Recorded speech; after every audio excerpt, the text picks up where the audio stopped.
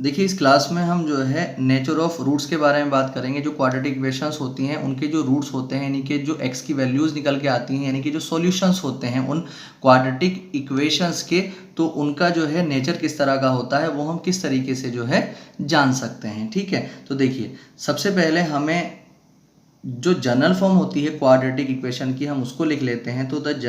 तो general form of quadratic equation जो होती है वो होती है ax² प्लस bx और plus c is equal to 0।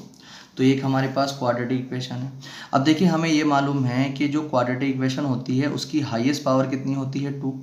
तो जिसकी जितनी हाईएस्ट पावर होती है उसके उतने ही रूट्स पॉसिबल हो पाते हैं। ठीक है, तो यहाँ पर अगर हम देखते हैं इसकी हाईएस्ट पावर 2 है, तो जो इसके रूट्स पॉसिबल हो पाएंगे वो भी कितने पॉसिबल हो पाएंगे 2, यानी कि यहाँ पर जो x की जो वैल्यूज़ हम निकाल सकते हैं वो 2 वैल्यूज़ निकाल सकते हैं। ठीक है, अब देखिए जो 2 वैल्यूज़ होंगी उनका नेचर क्या होगा, यानी कि जो 2 रूट्स इसके आएंगे उनका नेचर क्या होगा। तो ये जानने के लिए हमें क्या करना पड़ता है, हमें जो है डिस्क्रिमिनेंट निकालना पड़ता है। हमें क्या निकालना पड़ता है, डिस्क्रिमिनेंट, जिसको हम d से रिप्रेजेंट करते हैं और d का फॉर्मूला होता है b² - 4ac। ठीक है, अब देखिए जो ये जो डिस्क्रिमिनेंट होता है यानी कि जो b² - 4ac होता है, अगर b² - 4ac कोई एक क्वाड्रेटिक इक्वेशन गिवन है और अगर उस क्वाड्रेटिक इक्वेशन में हमने b² - 4ac कैलकुलेट किया, ठीक है, और वो जो है वो ग्रेटर आ गया किससे, 0 से, तो तब जो है जो इक्वेशन जिसका हमने b² - 4ac कैलकुलेट किया है, तो वो जो इक्वेशन होगी उसके जो रूट्स होंगे उसमें जो x की वैल्यूज आएंगी वो दोनों की दोनों अलग अलग वैल्यूज आएंगी। ठीक है, तो इस कंडीशन में जब b² - 4ac जो है ग्रेटर देन 0 होता है तो हम यहां पर लिख सकते हैं कि द डिस्टिंक्ट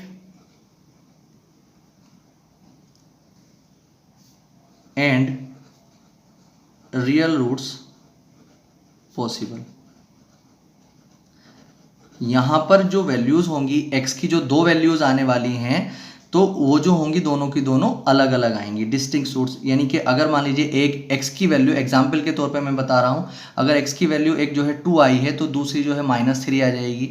अगर एक जो है 4 आई है तो दूसरी जो है -1/2 आ जाएगी। अगर एक जो है 1 आई है तो दूसरी 2 आ सकती है। यानी कि जो x की जो वैल्यूज आएंगी दोनों की दोनों वो अलग अलग आएंगी। ठीक है, तो यहाँ पर यानी कि दोनों की दोनों जो वैल्यूज होंगी वो अलग अलग होंगी। डिस्टिंक्ट का मतलब अलग अलग और रियल रूट्स का मतलब कि वैल्यूज पॉसिबल होंगी। अब अगर हम बात करते हैं सेकंड कंडीशन की, तो अगर डिस्क्रिमिनेंट b² - 4ac डिस्क्रिमिनेंट होता है, अगर हमने किसी क्वाड्रेटिक इक्वेशन का b² - 4ac जो है कैलकुलेट किया और वो जो है इक्वल टू 0 आ गया, ठीक, तो तब उस कंडीशन में जिस इक्वेशन का हमने जो है b² - 4ac कैलकुलेट किया है उस इक्वेशन के जो रूट्स होंगे, जो वैल्यूज वहां से x की निकलेंगी वो जो है इक्वल एंड रियल रूट्स होंगे। ठीक है, तो the equal and real roots possible. ठीक है, तो इक्वल एंड रियल रूट्स का मतलब जैसे यहां पर हमने डिस्टिंक्ट एंड रियल रूट्स बोले थे, तो रूट्स निकलेंगे और डिस्टिंक्ट का मतलब अलग अलग निकलेंगे, जो x की वैल्यूज निकलेंगी वो अलग अलग निकलेंगी। और अगर b² - 4ac = 0 आ जाता है तो x की वैल्यू निकलेंगी ही निकलेंगी जब रियल रूट्स बोल दिया गया है यहाँ पर।